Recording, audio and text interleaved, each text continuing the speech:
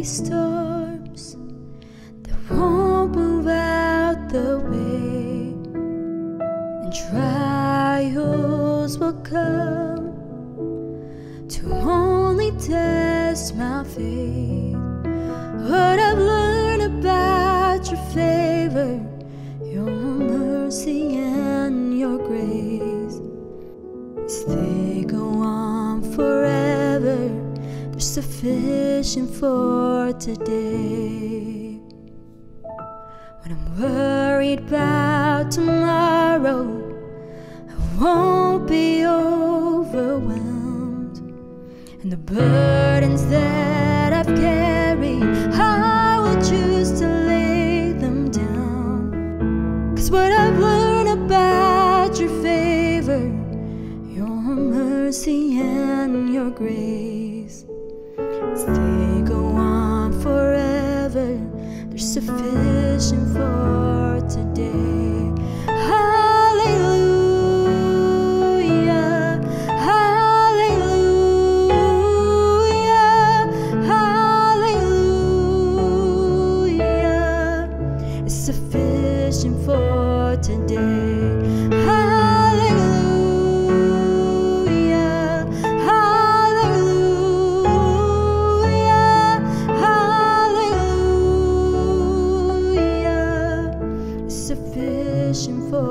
Today, in the joy and in the sorrow, I find you just the same.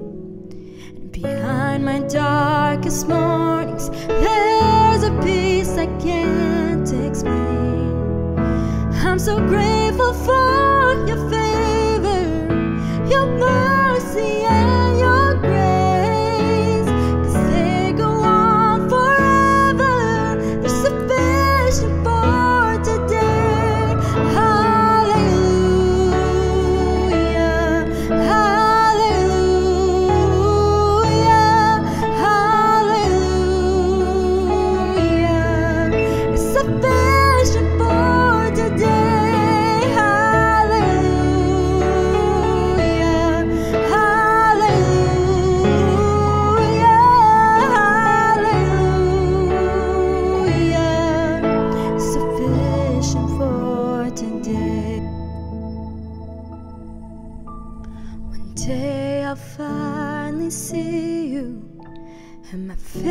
Will be my sight, and all my present sufferings will be gone and left behind.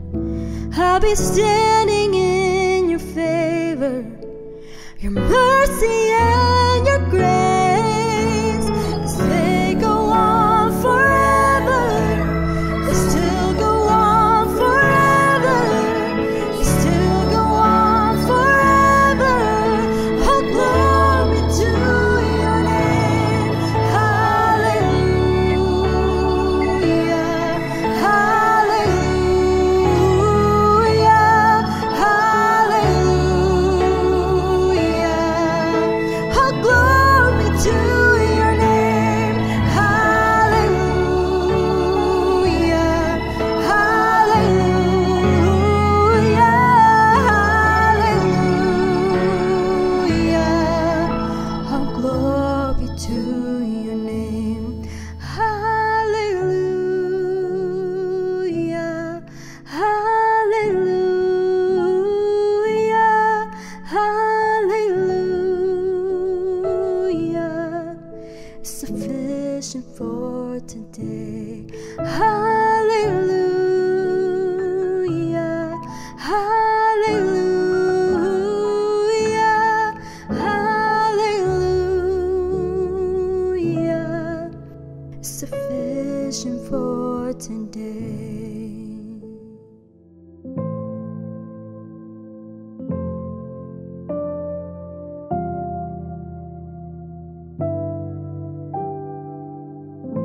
Shalom Bapak Ibu semua, kita mengucap syukur karena kita bisa sampai kepada seri terakhir dari khotbah tentang Tuhan dan uang. Hari ini saya akan menutup seri khotbah kita tentang uang dalam subtema uang dan kekhawatiran. Mari kita berdoa. Bapa dalam surga, kami mengucap syukur karena kami punya Tuhan yang memiliki kebenaran firman Tuhan yang dituliskan, diwariskan kepada kami untuk kami belajar tentang hal-hal yang terjadi dalam hidup kami tiap-tiap hari. Kami belajar tentang apa artinya uang dan kekhawatiran dalam hidup kami. Dan ini menjawab tiap-tiap pergumulan kami yang sedang bergumul, yang sedang hidup dalam kekhawatiran, yang sedang hidup dalam ketakutan, kekhawatiran akan kekurangan uang, kebutuhan hidup, dan sebagainya. Hamba berdoa supaya kebenaran firman Tuhan ini menjawab kebutuhan rohani tiap-tiap kami. Bersabdalah ya Tuhan, karena kami siap untuk mendengarkan kebenaran firman-Mu. Dalam nama Tuhan Yesus. Amin. Bapak Ibu, saya akan membacakan Matius 6 ayat 19-34, tapi ketika menyampaikannya, saya akan membacakan satu demi satu ayat. Tapi untuk bagian pertama ini saya akan membacakan Matius pasal 6 ayat 31. Demikian bunyi firman Tuhan. Sebab itu janganlah kamu khawatir dan berkata, apakah yang akan kami makan? Apakah yang akan kami minum? Apakah yang akan kami pakai? Bapak Ibu, tahukah Bapak Ibu bahwa manusia memiliki berbagai emosi, tapi ada beberapa emosi yang membahayakan hidup manusia. Antara lain, kepahitan, kemarahan, kekecewaan adalah emosi-emosi negatif yang berasal atau berakar dari masa lalu. Namun ada emosi yang berakar pada masa depan, itulah emosi kekhawatiran dan kecemasan. Itu adalah emosi yang dialami untuk mengantisipasi masa depan.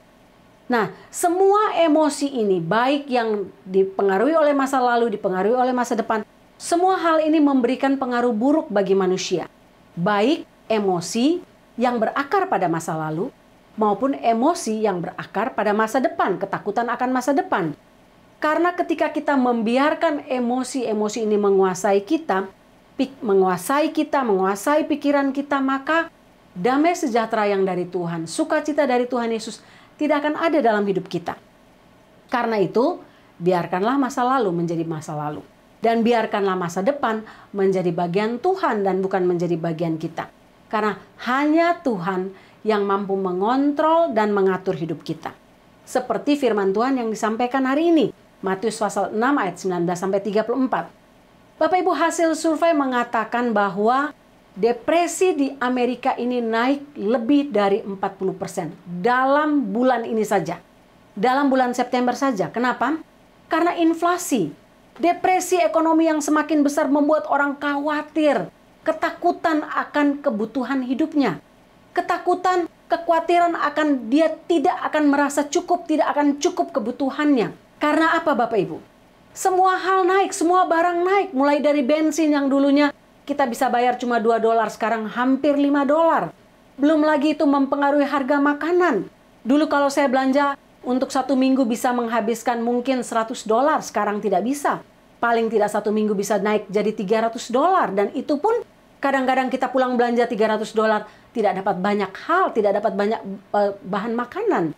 Nah Bapak Ibu, bicara tentang kekhawatiran, tentang kebutuhan hidup, tentang uang, ini hal yang up to date sampai pada masa sekarang. Uang dan kekhawatiran adalah dua hal terbesar dalam hidup manusia. Khususnya dalam hidup kita dalam dunia modern. Karena itu Tuhan Yesus tahu apa yang akan terjadi di depan. Tuhan Yesus tahu apa yang sedang terjadi pada masa itu dan apa yang akan terjadi pada masa yang akan datang. Tuhan Yesus sendiri memberikan jalan keluar bagi manusia untuk dua hal ini. Untuk masalah uang, untuk masalah kekhawatiran. Pertama, mari kita lihat masalah uang. Bapak Ibu bicara soal masalah uang ayat 19-24, Bapak Ibu bisa baca sendiri ayat ini. Selama 4 minggu kita sudah belajar semua hal tentang uang. Pak Riki sudah menyampaikan tentang bagaimana uang dan Tuhan. Siapa yang harus kita pilih? Tentu Tuhan. Saya sudah menyampaikan bagaimana uang mempengaruhi integritas seseorang. Bu Fitri sudah membahas tentang bagaimana uang dan kekekalan itu adalah dua hal yang harus kita pilih. Apakah kita memilih kekekalan, memilih hidup kekal, ataukah kita memilih uang? Pak Riki minggu lalu juga sudah membahas bagaimana tentang cinta akan uang yang menjadi akar segala kejahatan. Dan bagian hari ini sebenarnya hanya menyimpulkan masalah uang ini sebagai bagian dari hidup manusia. Apa yang Tuhan Yesus katakan dari bagian-bagian yang sudah kita pelajari tentang uang? Yang pasti, Tuhan Yesus memberikan nasihat untuk kita. Jangan pernah mengumpulkan harta dunia. Jangan pernah mengumpulkan harta dunia yang dapat habis oleh ngengat dan karat, yang tidak dapat dibawa mati. Jangan pernah mengumpulkan harta dunia ini yang dapat habis dalam sekejap. Tapi kumpulkanlah harta surgawi yang tidak dapat diambil, dirampas, tidak dapat dimakan ngengat, tidak dapat menjadi karat, bahkan dapat kita bawa mati. Bapak Ibu, Alkitab sama sekali tidak melarang memiliki kekayaan. Ingat Pak Riki khotbah, uang tidak salah, uang tidak jahat. Tetapi Alkitab, firman Tuhan memperingatkan kepada kita agar kita tidak menaruh kepercayaan kita kepada uang, tapi kepada Tuhan saja. Karena di mana harta Anda berada, di situ hati Anda berada. Kita semua setuju bahwa uang itu baik. Tidak ada yang salah dari uang. Namun uang memiliki daya tarik yang sangat besar. Uang memiliki kuasa dan kemampuan yang mampu mengendalikan manusia kalau manusia tidak berpegang kepada Tuhan sebagai sumber satu-satunya kekuatan jiwanya, sebagai satu-satunya sumber kehidupan. Uang tidak maha kuasa Bapak Ibu, tapi uang punya kuasa, kekuatan yang dapat menghancurkan kalau kita salah memakainya. Atau kalau kita salah memandang fungsi uang itu. Saya kasih contoh Bapak Ibu. Kalau Bapak Ibu yang bergerak di dunia politik, Bapak Ibu tahu apa artinya uang. Uang dapat membeli suara rakyat. Makin banyak uang, makin banyak kita dapat membeli suara rakyat. Dunia ini dikendalikan oleh sekelompok, segelintir orang yang memegang uang. Yang mengatur jalannya Amerika, mengatur jalannya dunia dengan uang mereka. Organisasi-organisasi politik, yayasan-yayasan sosial, bahkan gereja pun kadang-kadang dikuasai hanya oleh orang yang memiliki uang. Sehingga ada pepatah kuno katakan uang tidak maha kuasa. Tapi tanpa uang sulit untuk melakukan apapun. Bapak Ibu, uang itu hal yang baik, tapi sekaligus menjadi hal yang jahat kalau kita tidak mengatur uang atau tidak memegang kontrol atas uang. Jika kita punya uang, kita bisa berkeliling dunia dengan memakai jet pribadi. Jika kita punya uang, kita tidak harus antri sekian jam panjang untuk bergabung dengan orang-orang yang tidak kita kenal. Duduk di dalam pesawat dengan orang yang asing untuk kita. Bapak Ibu bisa naik first class kalau Bapak Ibu tidak punya jet pribadi. Bisa naik first class dan mendapat perlakuan istimewa. Dapat makanan spesial, bisa lonjor kaki, bisa beraktivitas lebih bebas, bisa dapat minuman yang enak, makanan yang spesial dan sebagainya. Bapak Ibu, sehingga banyak keistimewaan uang, karena itu kadang-kadang orang dibutakan oleh uang, Bapak Ibu. Uang harus dilihat dari persepsi spiritual, dan ini yang diajarkan dalam Matius pasal 6 ayat 22 dan 23. Ketika mata rohani kita tidak sehat, seluruh tubuh kita akan dipengaruhi oleh kegelapan. Kita akan menilai uang berdasarkan apa kata dunia ini.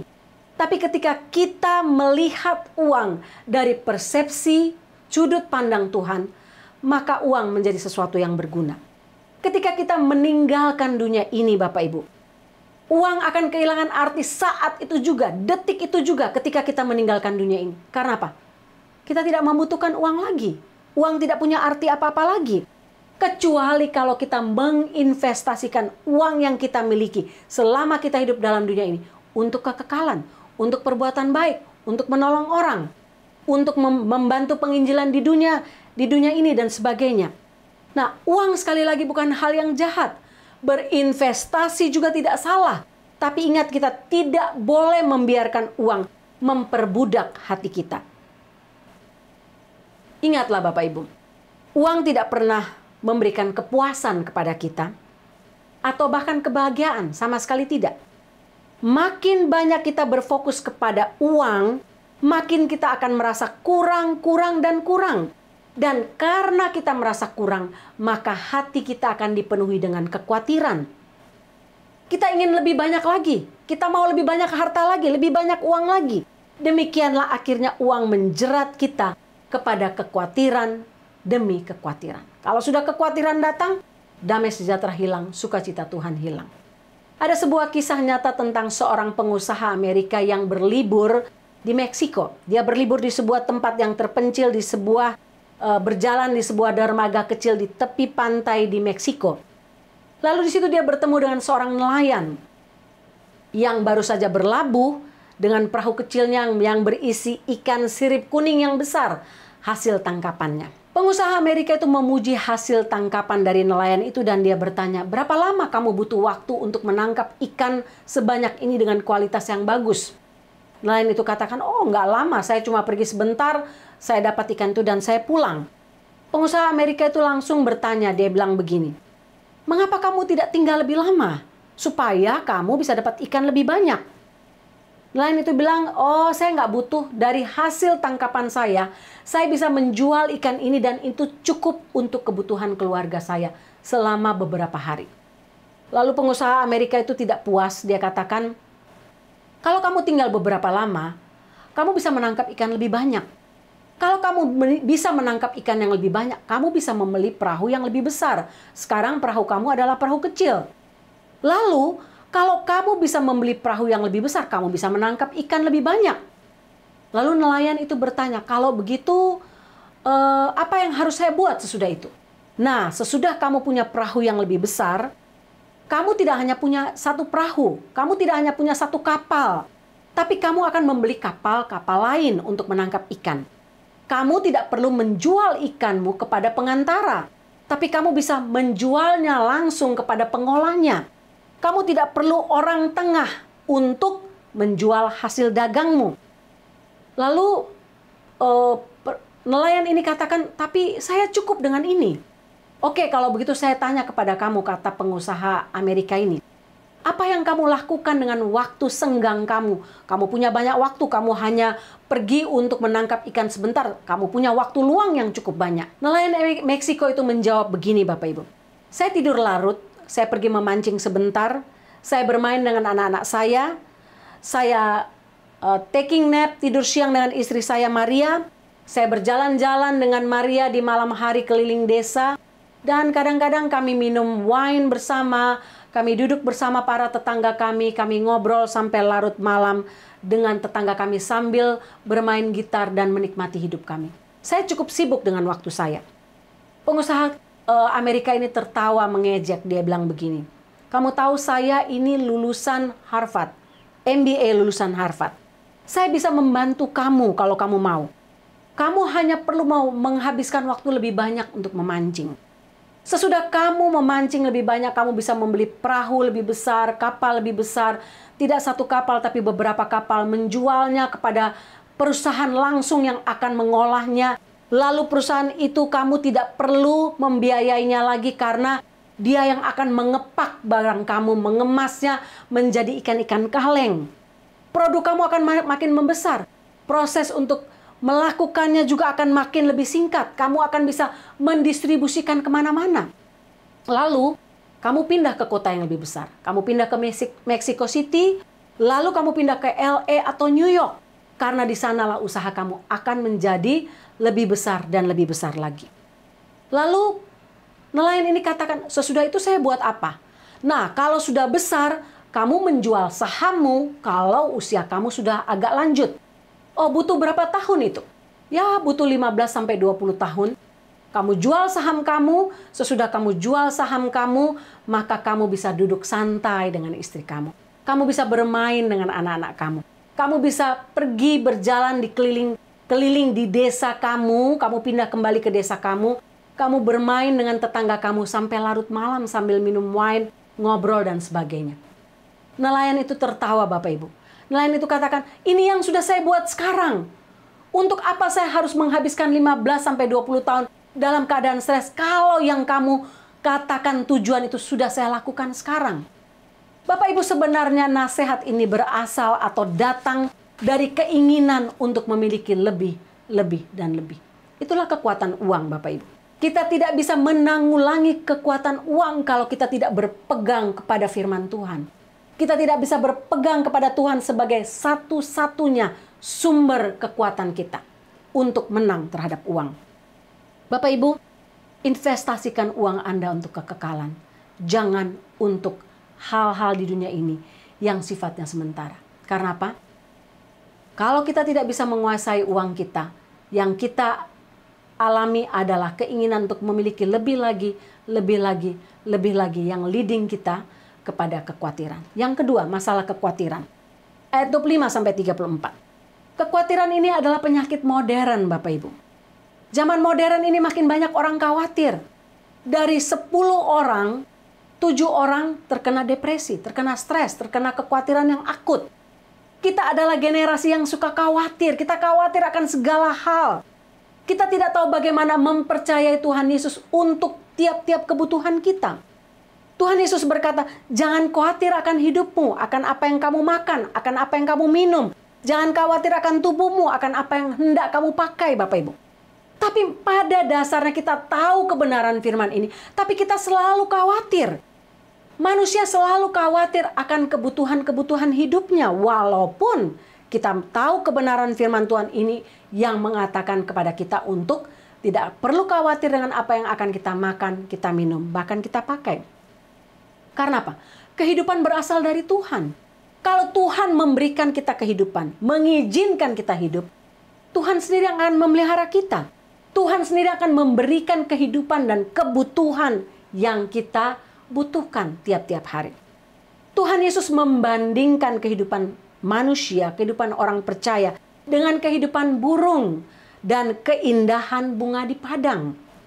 Tuhan Yesus berkata, siapakah di antara kamu yang dapat menambahkan sehasta saja pada jalan hidupnya oleh karena kekhawatiran? Nggak ada, Bapak Ibu. Yang ada justru mengurangi jalan hidup kita, mengurangi usia kita.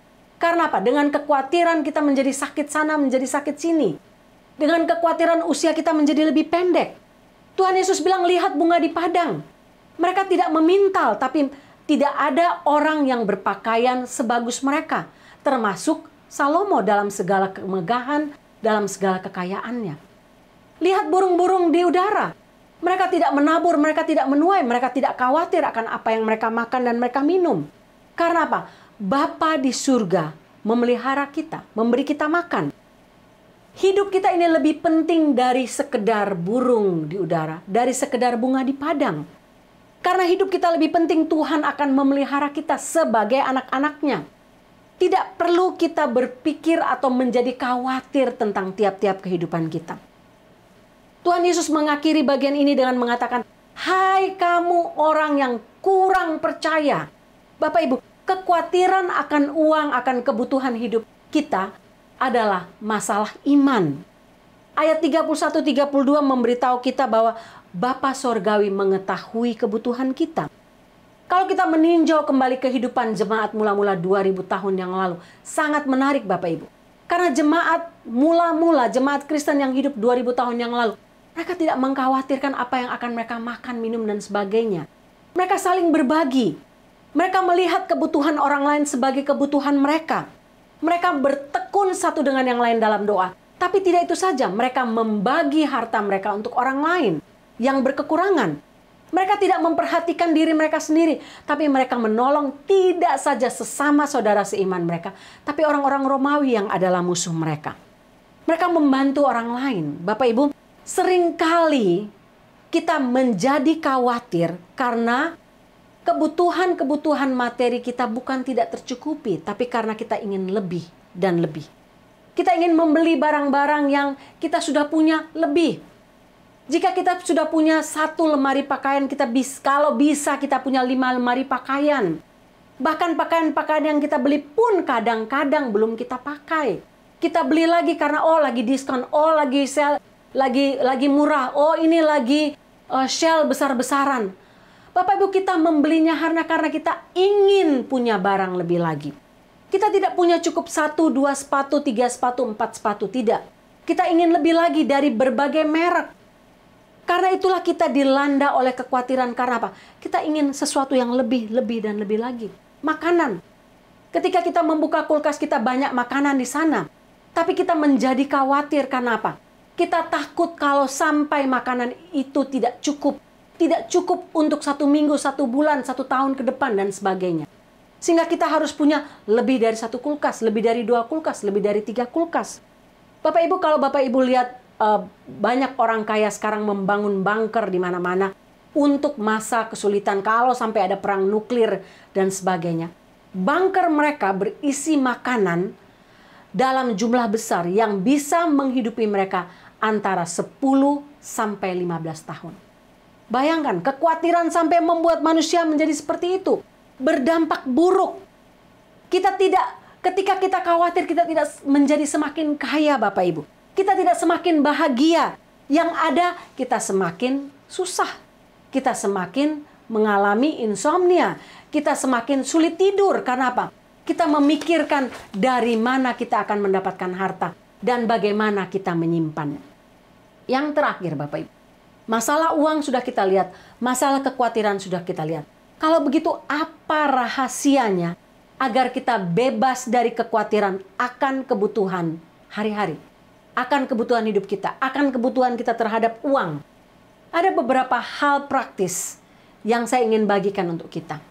Yang pertama adalah kita tidak perlu khawatir tentang uang, tentang kebutuhan fisik kita, karena kekhawatiran tidak ada gunanya. Bapak Ibu lihat tadi Tuhan Yesus katakan, siapakah di antara kamu yang karena kekhawatirannya dapat menambahkan sehasta saja pada jalan hidupnya? Tuhan Yesus menunjukkan bahwa kekhawatiran itu adalah hal yang sia-sia. Kekhawatiran tidak pernah mengubah kenyataan. Jika Anda khawatir, hasilnya sama saja dengan jika Anda tidak khawatir. Malah lebih buruk hasilnya karena kekhawatiran akan merusak kesehatan kita. Tuhan Yesus berkata bahwa kekhawatiran tidak menambah umur kita. Kita tidak dapat menambah sejengkal pun, semenit pun dalam jalan hidup kita jika kita khawatir akan kebutuhan hidup kita. Diperkirakan bahwa 40% kekhawatiran kita adalah tentang hal-hal yang tidak pernah terjadi. 30% kekhawatiran kita menyangkut hal-hal yang sudah lewat dan tidak dapat diubah. 12% kekhawatiran kita adalah kekhawatiran yang tidak perlu tentang kesehatan kita. 10% kekhawatiran kita adalah menyangkut hal-hal kecil lain yang tidak penting. Dan hanya 8% kekhawatiran kita yang benar-benar berhubungan dengan hal-hal yang penting dalam hidup kita. Bapak Ibu tidak salah untuk memikirkan hal-hal yang bisa kita lakukan untuk mengubah sesuatu. Tetapi sia-sia untuk memenuhi pikiran kita dengan hal-hal yang tidak dapat kita ubah. Kekhawatiran itu tidak produktif dan sama sekali bertentangan dengan iman kita kepada Tuhan. Kekhawatiran mengatakan bahwa Tuhan tidak sanggup. Sangat menyedihkan Bapak Ibu. Saya ingat pengalaman saya pribadi ketika saya benar-benar ditimpa atau dilanda oleh kekhawatiran untuk beberapa bulan. Pada waktu itu tahun 2004-2005 kami sudah merencanakan untuk pindah ke Amerika dan kami apply visa. Selama masa-masa itu saya ingat benar saya seperti orang stres. Karena apa? Saya memikirkan tiap hari, bagaimana nanti kalau saya nggak dapat visa ke Amerika? Bagaimana nanti kalau begini? Bagaimana nanti kalau begitu? Walaupun sudah begitu banyak janji Tuhan saya dapatkan. Begitu banyak firman Tuhan yang mengkonfirmasi janji Tuhan untuk saya. Tapi terus khawatir. Nah, kekhawatiran saya itu membuat saya menjadi gampang marah, menjadi sensitif, menjadi sakit, menjadi insomnia, menjadi masalah dengan orang-orang lain di sekitar saya. Dan itu berdampak sangat buruk. Memang benar firman Tuhan katakan, tidak ada gunanya kekhawatiran. Karena kekhawatiran tidak menambah sehasta pun dalam jalan hidup kita. Karena itu bagaimana supaya kita bebas dari kekhawatiran? Ingat, kekhawatiran tidak ada gunanya. Yang kedua, Tuhan Yesus sendiri memberikan nasihat dalam Matius 6 ayat 33. Tuhan Yesus katakan, carilah dahulu kerajaan Allah dan kebenarannya, maka semuanya itu akan ditambahkan kepadamu. Mencari kerajaan Allah dan kebenarannya adalah rahasia yang terbesar untuk mengatasi kekhawatiran. Apa yang dimaksudkan dengan kerajaan Allah, Bapak Ibu? Kerajaan Allah adalah ketika seseorang percaya kepada Tuhan, maka ia secara alami akan menyerahkan kontrol hidupnya kepada Allah. Dan ketika itu terjadi, kerajaan Allah dinyatakan dalam hidupnya. Kalau begitu, apa itu kebenaran Allah? Kebenaran Allah bicara tentang keadilan dan janji Allah. Ketika seseorang bersedia mentaati kehendak Allah, ia tidak akan kekurangan. Tuhan akan memenuhi kebutuhannya. Bapak Ibu, Tuhan memenuhi kebutuhan kita. Karena apa? Ada paling tidak 3 alasan. Karena yang pertama, kita adalah anak-anaknya. Jika anak-anak dunia ini saja dipelihara oleh Bapa dunia yang jahat, yang lalim, bagaimana mungkin Bapa di surga tidak memelihara kita, Bapak Ibu? Yang kedua, karena kita benar-benar membutuhkan hal itu. Itu merupakan kebutuhan kita. Makanan, minuman, pakaian adalah kebutuhan kita. Sehingga kita tidak perlu khawatir karena Bapa di surga akan memberikannya untuk kita. Yang berikut, karena kita bersedia menggunakan berkat yang kita miliki untuk membantu mereka yang membutuhkan. Ayat 34 menyimpulkan, karena itu janganlah kamu khawatir akan hari esok. Karena hari esok mempunyai kesusahannya sendiri. Kesusahan sehari cukuplah untuk sehari. Bapak Ibu, memang tidak mudah mengatasi kekhawatiran. Saya tidak mengatakan ini mudah bisa kita hapus dalam sesaat. Tidak, Bapak Ibu. Tidak mudah. Tapi kalau kita ingat, cari dahulu kerajaan Allah dan kebenarannya, maka semuanya akan ditambahkan kepadamu. Maka konsep kita, persepsi kita tentang uang, tentang kebutuhan hidup kita akan berubah. Yang berikut, ini contoh atau ini nasihat yang bersifat praktis. Belajar hidup sederhana. Jangan berhasrat untuk memiliki segalanya, Bapak Ibu. Hidup apa adanya, maka kekhawatiran kita akan menghilang, akan pergi dari dalam hidup kita. Apakah Bapak Ibu memikirkan, oh kalau saya pensiun nanti umur 67 tahun, apa uang pensiun saya cukup? Saya harus kerja keras, saya harus kerja pagi siang malam, double job, triple job supaya pensiun saya cukup waktu saya umur 67 tahun. Kalau bisa pensiun saya nanti jumlahnya sekitar 7.000 US dollar supaya saya masih bisa menikmati hidup saya ini, itu, dan sebagainya. Bapak Ibu, apakah pikiran kita itu benar? Coba Bapak Ibu pikirkan. Kalau kita sudah mencapai usia 40 tahun, 50 tahun, biasanya sulit untuk kita makan enak. Kenapa? Penyakit mulai berdatangan. Dulunya kita nggak takut, oh mau makan babi, mau makan makanan berlemak, goreng-gorengan. Kita nggak takut, Bapak Ibu. Tapi sesudah usia 40, 50, 60, kita mulai takut. Kita mulai takut kolesterol, kita takut diabetes, kita takut asam urat. Dulunya saya suka makan udang, sekarang saya harus kurangi karena saya takut kena asam urat. Starbucks, es boba, dan sebagainya punya gula. Saya takut diabetes, saya harus menguranginya. Sehingga saya tidak bisa makan enak lagi. Saya tidak bisa lagi ke restoran enak, walaupun saya punya uang. Bapak Ibu coba pikirkan, kalau kita mau pikir jalan-jalan. Waktu saya sudah mulai berusia pensiun 70 tahun, 80 tahun. Saya sudah tidak pengen jalan kemana-mana. Saya kepengen menghabiskan waktu saya untuk memelihara binatang kesayangan saya atau berkebun dan melakukan hobi-hobi yang lain. Tidak kuat lagi untuk jalan, Bapak Ibu. Sehingga kita tidak perlu uang yang begitu banyak untuk masa pensiun kita. Sudah tidak ada yang kita ingin impress lagi, Bapak Ibu. Oh, saya masih mau beli Louis Vuitton, Balenciaga, Cybertruck 100.000 US dollar dan sebagainya. Nggak perlu lagi, Bapak Ibu. Karena apa? Tidak ada orang yang perlu saya impress. Bahkan dalam usia itu mungkin teman-teman saya sudah banyak yang meninggal atau sudah banyak yang tidak memakai sosial media. Tidak ada yang perlu saya impress. Sehingga Bapak Ibu, hiduplah sederhana. Hiduplah cukup apa adanya tiap-tiap hari. Karena tidak ada orang yang perlu kita pamerkan tentang semua yang kita miliki. Tidak ada gunanya sama sekali. Yang berikut, bagaimana kita bisa bebas dari kekhawatiran? Bersikaplah sebagai pengurus. Bicara soal uang, soal harta, soal kebutuhan fisik kita. Bersikaplah sebagai pengurus dan bukan pemilik. Mengapa Bapak Ibu? Karena semua yang kita miliki dalam dunia ini hanyalah titipan Tuhan. Harta saya, uang saya, anak-anak saya, keluarga saya, keberhasilan saya, rumah saya, mobil saya, semua barang mewah yang saya miliki hanyalah titipan Tuhan yang diberikan kepada Tuhan untuk kita pakai dengan bijaksana untuk melayani pekerjaan Tuhan. Dialah Tuhan dan pemilik atas semua yang saya miliki. Karena itu apa yang masih kita khawatirkan? Bapak Ibu belajarlah dari Ayub.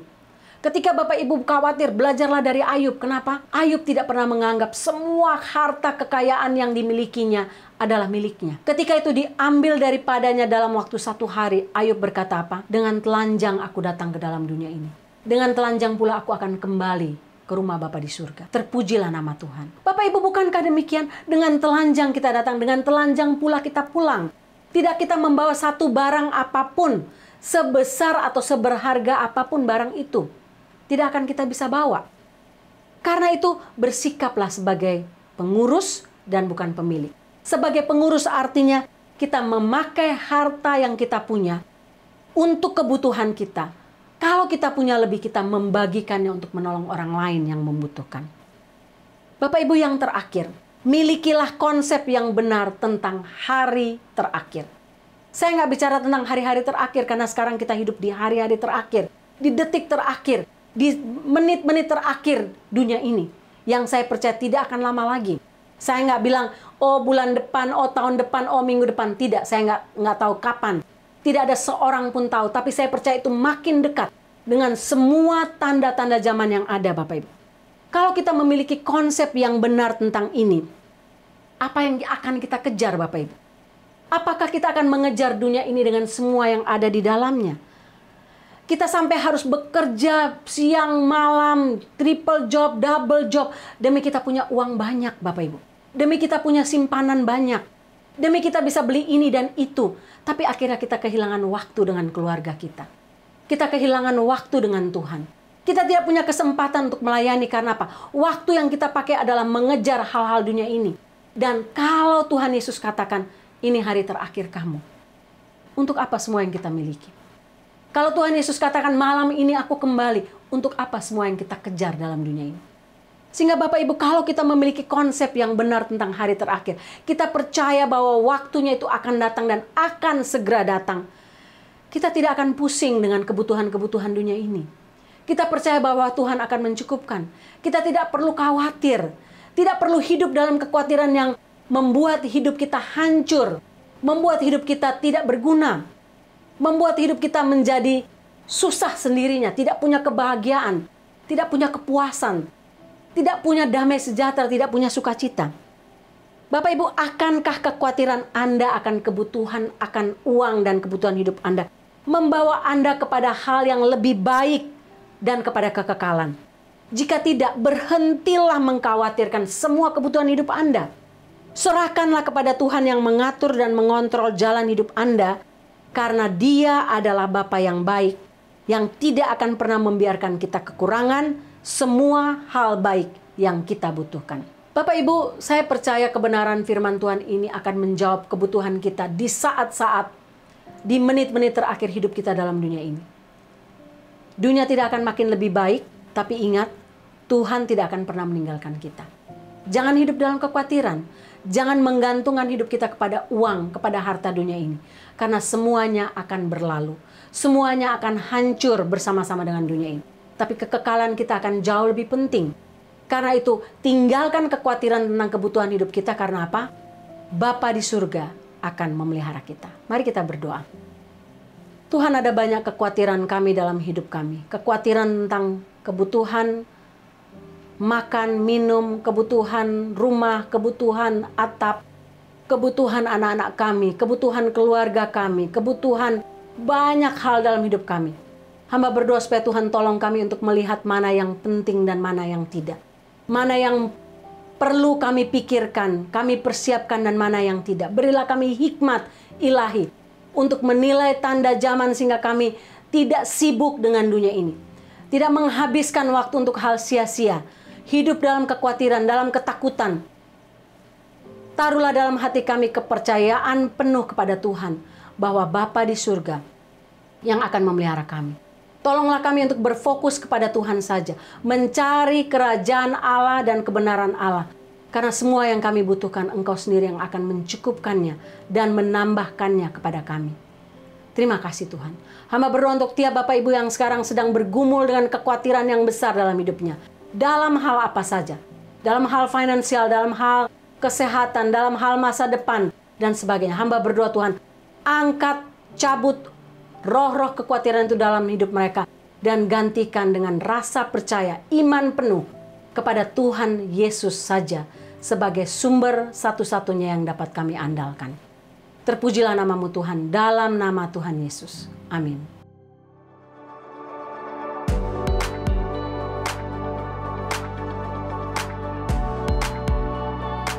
Bapak Ibu, kita akan mengakhiri ibadah kita dan saya berdoa sepanjang seri tentang Tuhan dan uang ini, kita semua diberkati. Kita semua dipersiapkan untuk menyambut hari Tuhan. Tapi kalaupun Tuhan mengizinkan kita masuk dalam masa-masa sulit oleh karena resesi ekonomi, kita tidak perlu khawatir karena Tuhan akan memelihara kita. Mari kita tundukkan kepala kita dan mengangkat hati kita kepada Tuhan untuk menerima berkat-Nya. Tuhan memberkati engkau dan melindungi engkau. Tuhan menyinari engkau dengan wajah-Nya dan memberi engkau kasih karunia. Tuhan menghadapkan wajah-Nya kepadamu dan memberi engkau damai sejahtera. Amin.